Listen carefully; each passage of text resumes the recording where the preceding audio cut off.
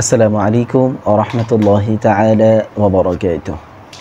দেশ বিদেশে দূরে কাছে যে যেখান থেকে আমাদের আজকের ভিডিও দেখছেন, আপনাদের সকলকে আমন্ত্রণ জানাচ্ছি কোরআনুল কারীমের সাংঘর্ষিক আয়াতগুলো নিয়ে বিশ্লেষণপূর্ণ সুস্পষ্ট সমাধান বিষয়ক অনুষ্ঠান মেধা বিকাশে।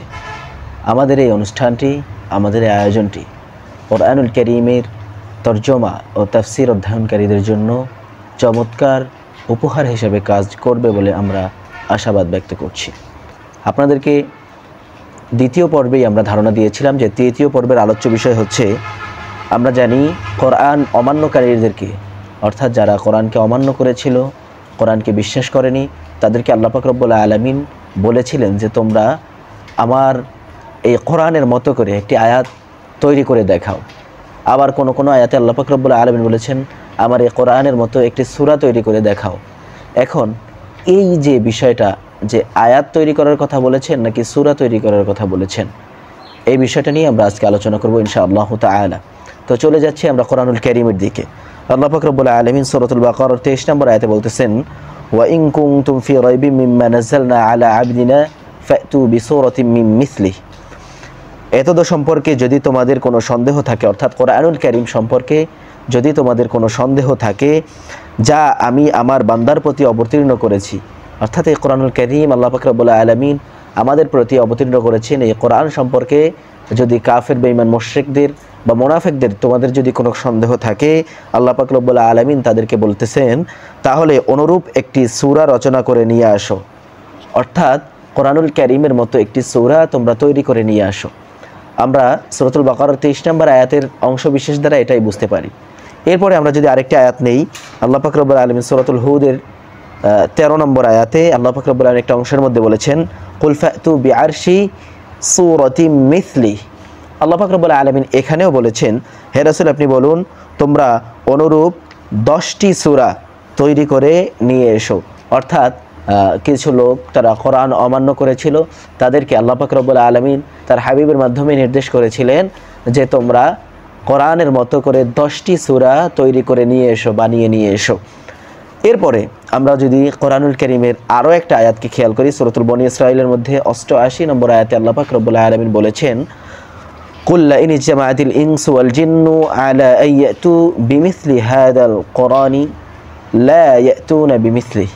আল্লাহ পাক রব্বুল আলামিন কোরআনুল কারীমের সূরাতুল বনী ইসরাঈলের 88 নম্বর আয়াতের মধ্যে বলতেছেন, হে রাসূল আপনি বলুন যদি সকল মানুষ ও জিন এবং এই কোরআন সমতুল্য গ্রন্থ রচনার ক্ষেত্রে ঐক্যবদ্ধ হও, অর্থাৎ সমস্ত মানুষ এবং জিন জাতি যদি কোরআনের সমতুল্য কোনো গ্রন্থ, কোনো কিতাব, কোনো বই রচনা তৈরি করার জন্য ঐক্যবদ্ধ হয়, একতাবদ্ধ হয়, কশ্চিনকালেও তারা এই কোরআন তুল্য গ্রন্থ রচনা করতে সক্ষম হবে না।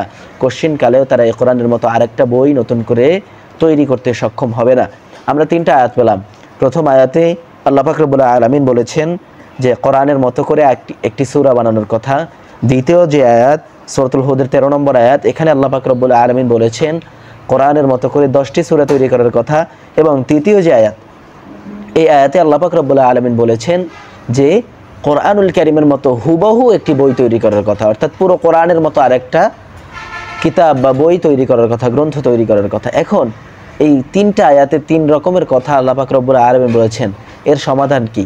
আমরা যারা সাধারণ মানুষ রয়েছি, আমাদের কোরআনুল কারীম সম্পর্কে যাদের ক্ষুদ্র ধারণা রয়েছে, আমার মতো বিজ্ঞ আলেম যারা রয়েছেন, মুফাসসির যারা রয়েছেন, তাদের জ্ঞান রয়েছে প্রচুর, তারা এই বিষয়ে জানেন আগে থেকেই, কিন্তু আমাদের মতো সাধারণ যারা রয়েছে তারা হয়তো এই বিষয়টি সম্পর্কে জানি না। এরকম কোনো প্রশ্ন আসলে আমরা হয়তো সেখানে নিস্তব্ধ হয়ে যাব, কারণ এর কোনো উত্তর আমাদের কাছে নেই। তো এই বিষয়টার বিশ্লেষণ আমরা একটু সংক্ষেপে করি। প্রশ্ন হচ্ছে 3 স্থানে 3 ধরনের কথা উল্লেখ আছে। প্রথম আয়াতে আমি যেটা বলেছি, কোরআন সমতুল্য একটি গ্রন্থ রচনার কথা বলা হয়েছে সূরা বনী ইসরাঈলের 88 নম্বর আয়াতে, এবং অনুরূপ 10টি সূরা তৈরি করার কথা বলা হয়েছে সূরা হুদের 13 নম্বর আয়াতে, এবং কোরআনুল কারীমের মতো একটি সূরা নিয়ে আসার কথা বলা হয়েছে সূরাতুল বাকারার 23 নম্বর আয়াতে। তো এই বিষয়টার বিশ্লেষণ আমরা একটু করি। এর মধ্যে কোনটি সঠিক?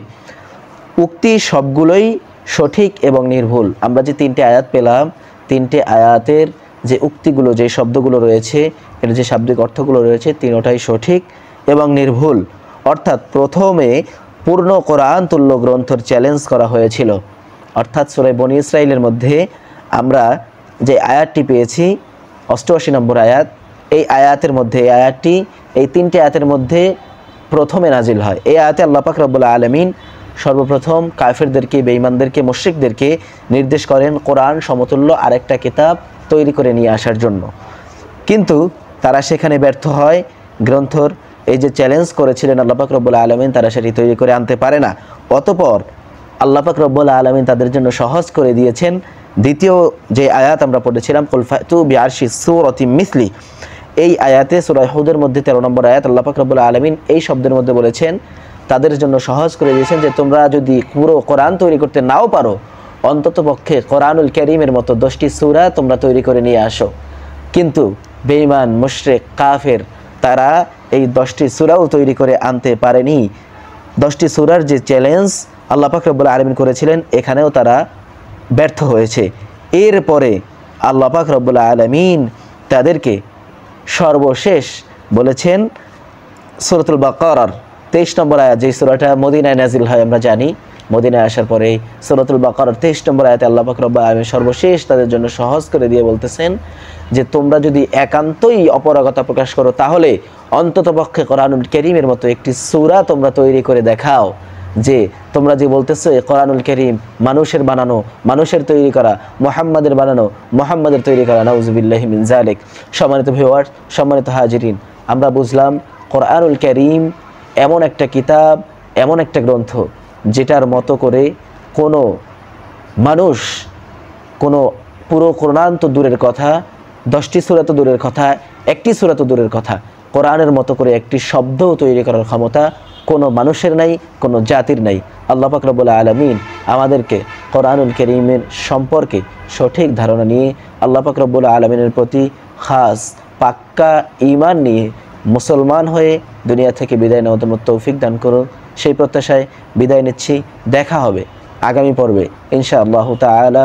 সেই প্রত্যাশায় আজকের মতো এখানেই বিদায় নিচ্ছি। আসসালামু আলাইকুম ওয়া রাহমাতুল্লাহি ওয়া বারাকাতুহু।